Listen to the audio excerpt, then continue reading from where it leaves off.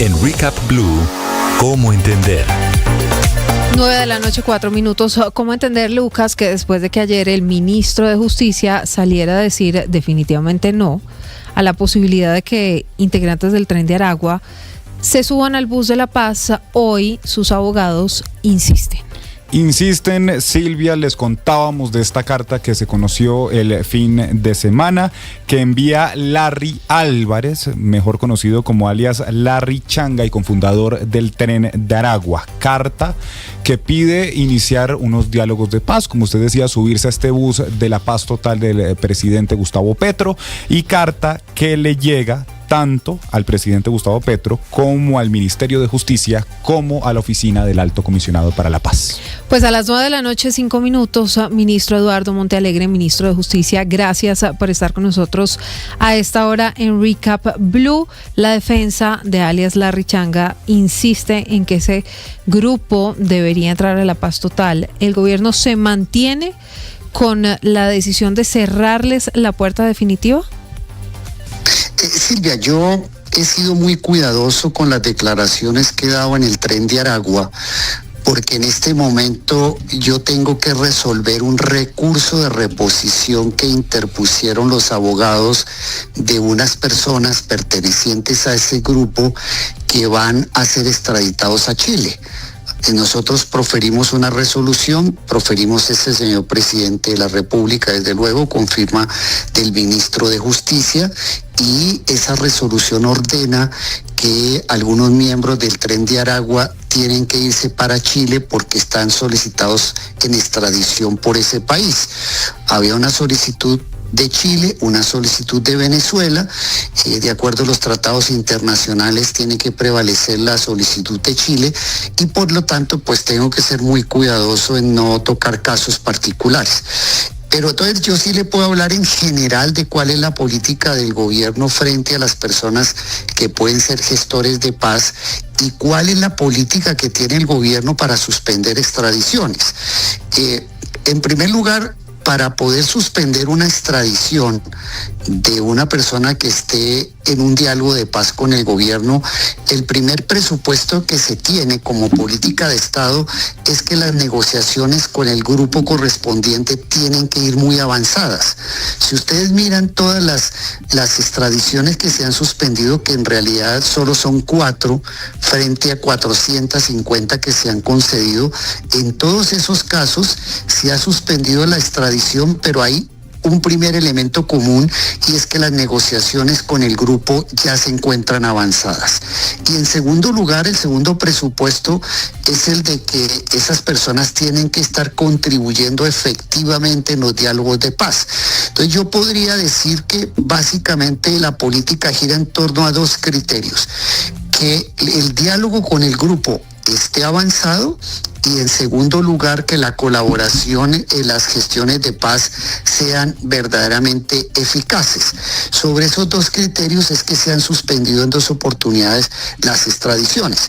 Pero también tengo que ser muy claro, y aquí no voy a hacer referencia a ningún grupo en particular, de que el gobierno no va a permitir que grupos al márgenes de la ley utilicen los mecanismos de la paz total para burlar las extradiciones, para burlar la justicia internacional, porque el gobierno colombiano se toma muy en serio la extradición. La extradición es una herramienta universal de lucha contra el crimen organizado, y por lo tanto estamos siendo muy diligentes en determinar cuándo se pueden suspender esas extradiciones. Y ya en cuanto al tema político de cuándo se entra o no en negociación con un grupo, pues es una decisión que sí corresponde exclusivamente al presidente de la República y a la Consejería de Paz. Decisión, ministro, que usted dice le corresponde al presidente Gustavo Petro, y esta carta, como yo lo decía, le llega tanto a usted en el Ministerio de Justicia como a la oficina del consejero comisionado de paz, como al presidente Gustavo Petro. ¿El presidente ya vio esta carta? ¿Qué le dijo sobre esta carta? Mire, yo no puedo anticipar un criterio del señor presidente de la República. Eso es un tema que es el manejo de las negociaciones de paz, es de la competencia exclusiva del presidente de la República. No puedo anticiparme a un criterio del presidente, pero sí quiero contarle que precisamente ayer en el Consejo de Ministros, que duró hasta muy tarde, por cierto, hasta la 1 de la mañana, uno de los temas que se plantearon es que yo le expliqué al señor presidente de la República la existencia de esas dos cartas, la del Tren de Aragua, la de un señor que se llama Pipe Tuluá. Le expliqué al presidente que había esas solicitudes, le recordé al presidente cuál era el estado de ellos frente a las extradiciones y el presidente desde luego será en último término quien tiene la palabra, pero le reitero, estoy hablando no de estos casos particulares ni me quiero anticipar a una decisión que corresponde solo al presidente. Claro. Solo se negocia cuando se vea que solo se suspenden extradiciones cuando las negociaciones con el grupo van avanzadas. No se puede suspender una extradición cuando se está en el inicio de una negociación. Se requiere que vaya avanzada la negociación y ya que las probabilidades de éxito sean altas y la contribución eficiente. Pero sí, yo tuve oportunidad de explicarle ayer con detalle al presidente en el Consejo de Ministros ese par de solicitudes. Claro, ministro, y entonces nos puede adelantar a qué le dijo el presidente. ¿Le está sonando o no le está sonando la idea con el Tren de Aragua? Y usted nos adelanta además con una intención de alias Pipe Tuluá. El presidente pues es muy cauteloso en esos temas. Escuchó cuál era la situación actual, cómo van los avances de las negociaciones y desde luego se reiteró una política general. La política que siempre se ha mantenido, que es una política que la directriz viene desde el presidente de la República y es la de que para suspender debemos estar frente a negociaciones avanzadas con un determinado grupo. Entonces, en ese punto yo sí desconozco si existen o no algún tipo de negociaciones con el Tren de Aragua. No conozco porque muchos de esos temas, como debe ser todo proceso de negociación, pues muchas veces se manejan con mucha confidencialidad.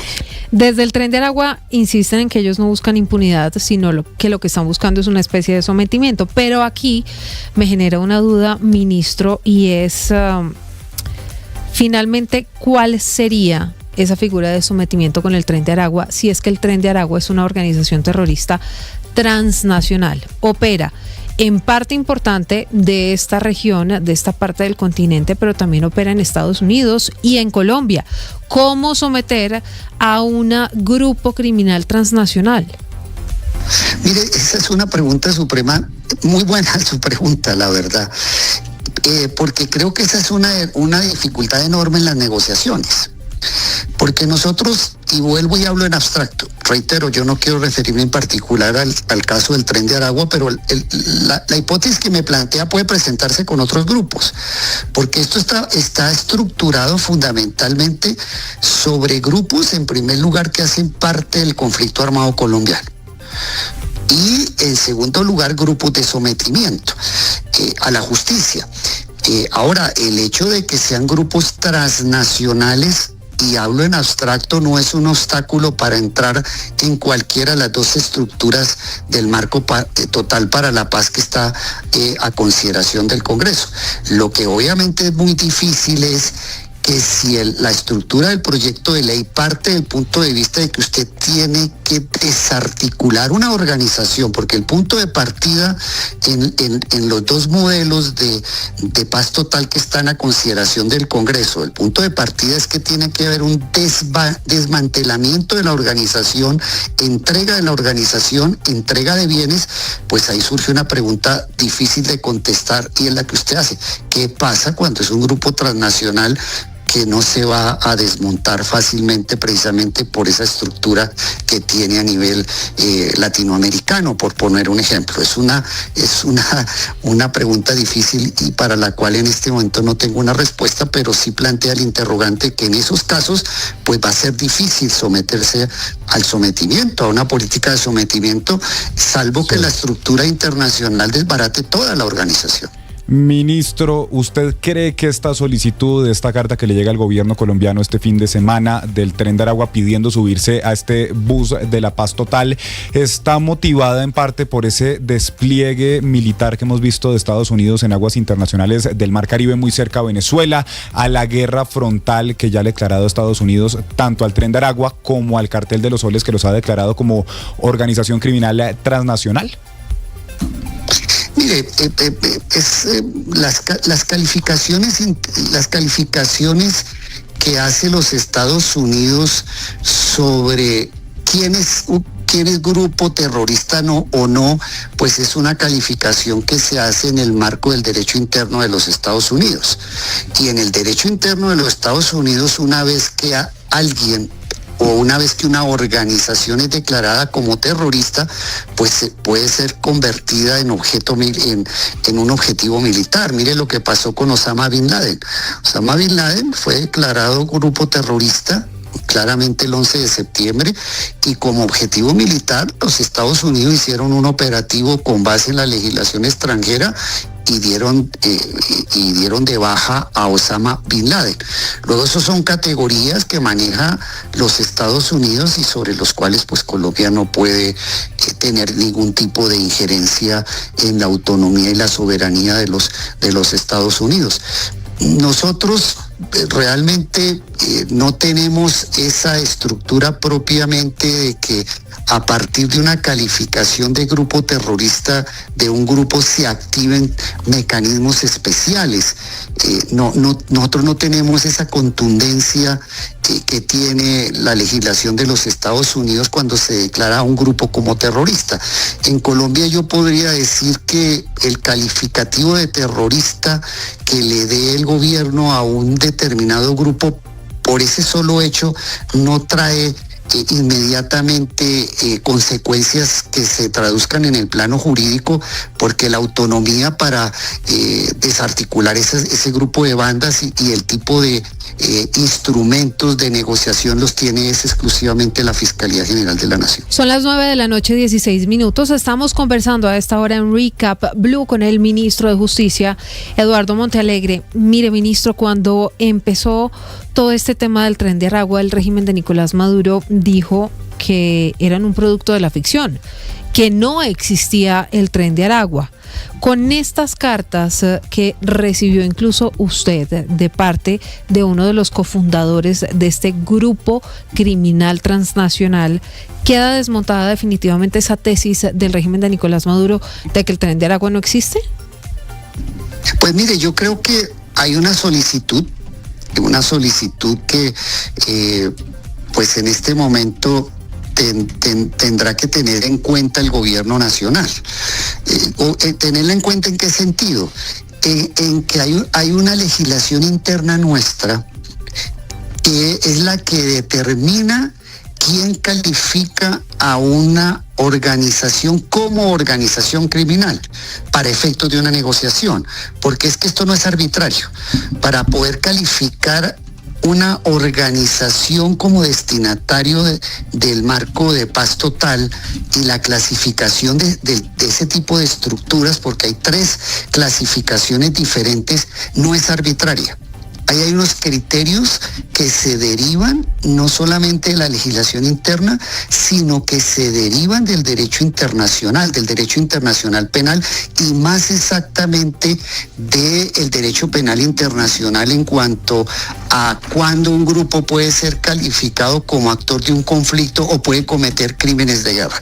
Entonces hay unas clasificaciones internacionales, hay unos criterios para que una organización pueda entrar al marco de la paz total. Esto no es arbitrario. Entonces hay una estructura, hay unos elementos que trae el derecho internacional y hay unas entidades de derecho interno, básicamente es el Ministerio de Defensa, quien clasifica ese tipo de organizaciones. Luego no puede haber arbitrariedad. No es que el presidente de la República o el ministro de Defensa o el ministro de Justicia dice arbitrariamente, es que sí, a mí me hicieron una petición, tal grupo e inmediatamente se diga este grupo es o no un grupo organizado de acuerdo al derecho internacional, por poner un ejemplo, sino que hay unos procedimientos muy serios y hay unas categorías que vienen del derecho internacional. Ministro, le cambio de tema. La semana pasada la Procuraduría anunció que le abrió una investigación disciplinaria por presunta participación en política. ¿Usted, otros ministros del gabinete están participando en política como lo advierte la Procuraduría? Mire, yo tengo una divergencia muy fuerte con el señor procurador porque yo di una entrevista a la revista Semana donde di unas opiniones en virtud de mi derecho fundamental a la libertad de expresión como sobre la realidad política del país, y hablé sobre muchos temas, muchos candidatos, inclusive me preguntaron sobre qué posibilidades, cómo veía yo a Álvaro Uribe, cuál era la connotación que tiene Álvaro Uribe desde el punto de vista político, y yo dije claramente que veía que Álvaro Uribe era un hombre guerrero, un hombre que como Simón Bolívar era el hombre de las dificultades, en cuanto a que a pesar de tanta adversidad y tantas luchas que ha tenido que liberar, pues es un hombre que sigue jugando un papel protagónico muy importante en la vida del país. Entonces yo creo que ese tipo de opiniones, donde uno expresa su concepción de Estado, su concepción de la sociedad, donde no implica intervenir directamente en una contienda electoral o inclinar balanzas, sino simplemente hacer descripciones y opiniones de la vida nacional, pues indiscutiblemente eso no constituye ninguna intervención en política. ¿Pero qué fue lo que le molestó de esa indagación que le abrió el procurador? Es que yo di una opinión en una entrevista donde hablé de muchos temas, donde hablé en general de la perspectiva de cómo lo ve un profesor universitario, cómo ve la vida política de un país. Yo soy profesor universitario hace más de 40 años y fui magistrado de la Corte Constitucional, y en el buen sentido de la palabra, como tal vez como lo hacían los griegos, pues el ciudadano tiene que participar en la política, entendiendo la política como participación en la vida pública, en la cosa pública, en los debates que a cada uno nos interesa como ciudadano, pero desde luego sin interferir de ninguna manera, y pues ahí no había lugar a iniciar ningún tipo de investigación en mi contra. Pero siendo honestos, ministro, ¿no le parece que a veces es mejor guardar silencio, sobre todo cuando estamos tan cerca de un proceso electoral y en medio de un ambiente tan crispado en este país? Pero es que todavía formalmente no hay campañas. Aquí las personas que están todavía no son candidatos, formalmente no hay campañas. Esto desde el punto de vista formal no ha iniciado. Y yo creo que así sea servidor público, el servidor público nunca pierde su capacidad de ser ciudadano y opinar sobre la cosa pública y sobre los destinos del país. Entonces yo creo que forma parte de la libertad de expresión hacer este tipo de manifestaciones, y más en el escenario de una entrevista. No lo hice en una manifestación, no lo hice en un foro, en una entrevista que me hace una revista política precisamente sobre los problemas del país, y a mí no me gusta eludir respuestas, digo lo que pienso. A propósito, ministro, hoy conocimos una carta de un grupo de más de 30 congresistas encabezados entre ellos por el presidente del Senado, Lidio García, donde respaldan al procurador El Haj y dicen que sus expresiones son un agravio a la institucionalidad democrática del país, así como que desconocen la autonomía de la institución. ¿Usted qué le responde a esta carta? Mire, Dios los cría y ellos se juntan. Ellos eligieron al Haj, y la responsabilidad política de haber nombrado a El Haj con todos los cuestionamientos que tiene su vida pública, pues es una responsabilidad política del Senado. Y entonces, ¿por qué no piden también es un llamado a la objetividad del Procurador General en sus decisiones?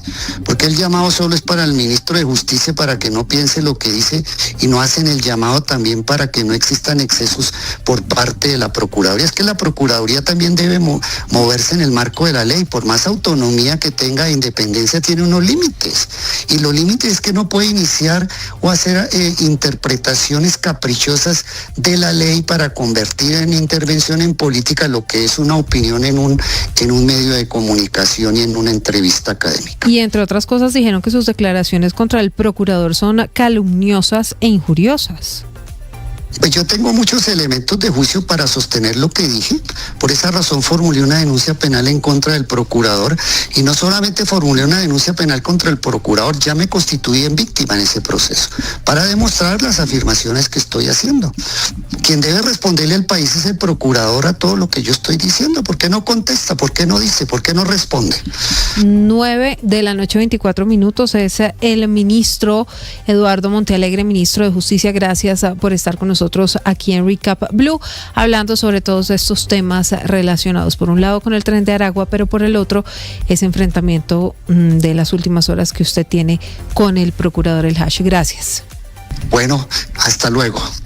Ya son las 9 de la noche, 24 minutos. En segundos, los negocios en Recap Blue. Está listo nuestro querido Víctor Gross.